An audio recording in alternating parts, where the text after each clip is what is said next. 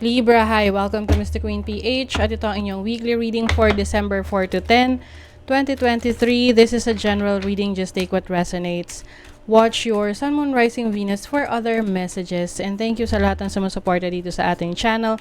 Just a reminder, gamitin nyo lamang ang reading na ito bilang gabay. And pa-follow like na rin ang ating Facebook at TikTok. Lahat po yan, Mr. Queen PH. And please check out my Shopee. Available ang mga protection and prosperity bracelets, zodiac sign bracelets, and many more. Link on the description. Ayan, so let's see. Libra, what's up with you this week for Libra? Okay. Oh, 7th house relationship. This is your main concern, yung inyong marriage, kung meron na kayong asawa. This is also business partnership, connection with others. Uy, may Saturn. So some of you, maaring makaranas kayo ng challenging situation with your relationships this week. Parang may test, no? Ite-test kung gaano katatag ang inyong relasyon. With the 5th house here, ano kasi to, yung 5th house is about dating.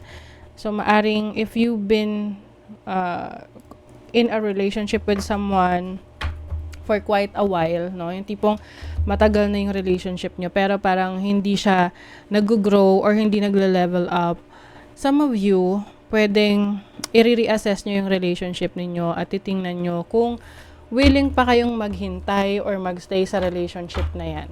Or you will just walk away and explore and experience new things or, meet new people.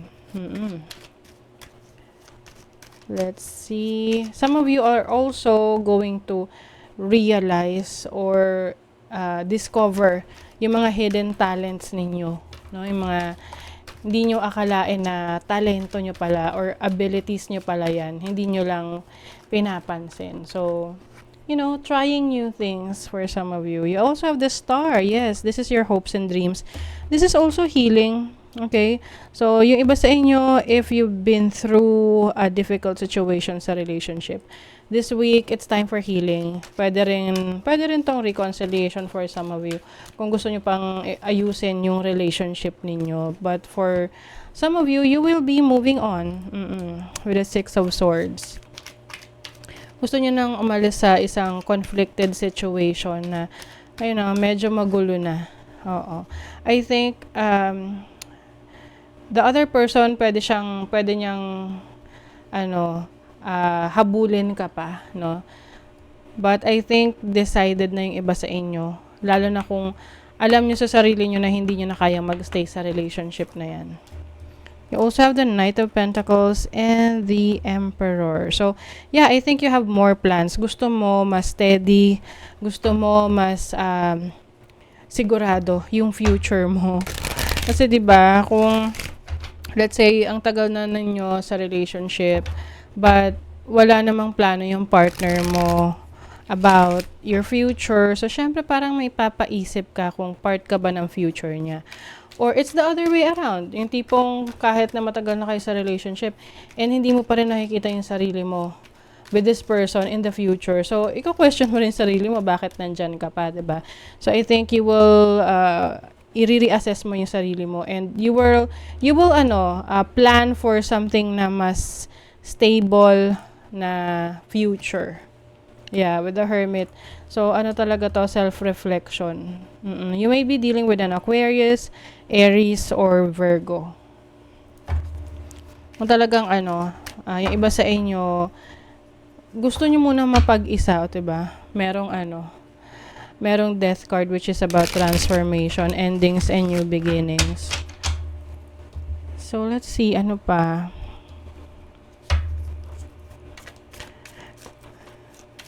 I think you have learned a lot from this relationship.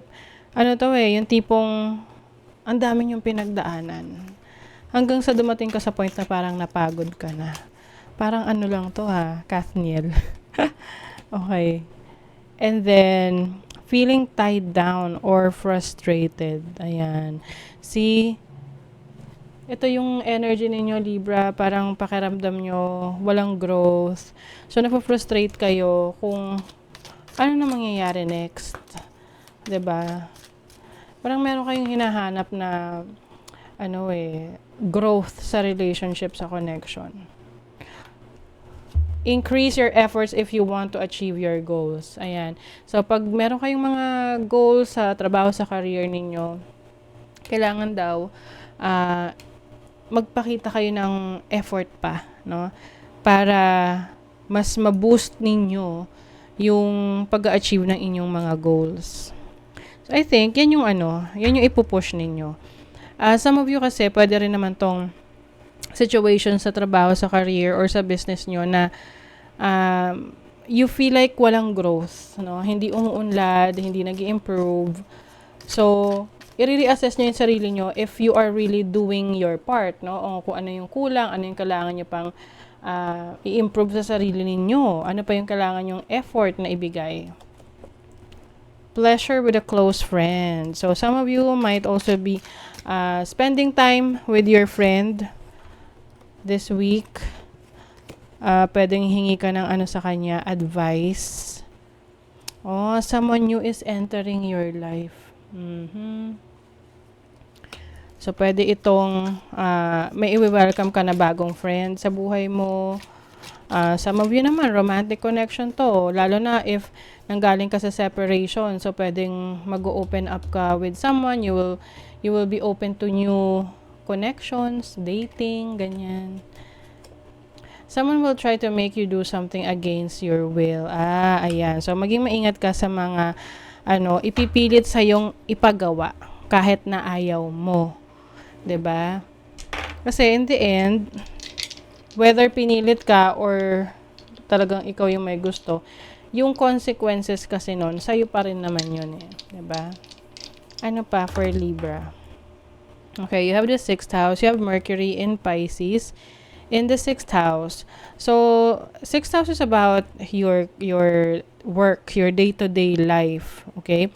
And with Mercury in Pisces here, I think pagdating sa imagination mo, sa creative ideas mo, marami kang mga may isip na mga bagong pakulo, no, sa trabaho mo, pwede rin sa business mo to.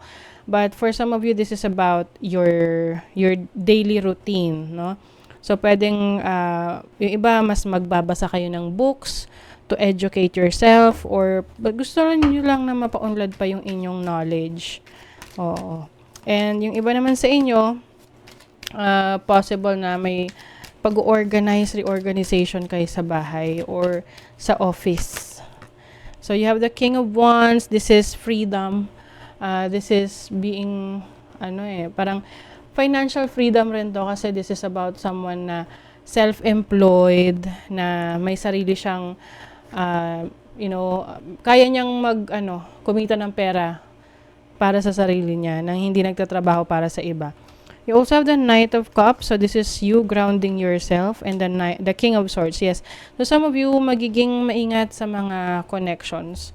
Or mas magiging kayo analytical in terms of yung mga papasukin ninyong ventures, relationships, connections. Okay? So, that is your reading, Libra. Kung nagustuhan nyo ito, naka-resonate kayo, mag-comment kayo dyan. Like, share, subscribe. Para lagi kayong updated sa ating mga readings. Thank you so much, Libra. See you again.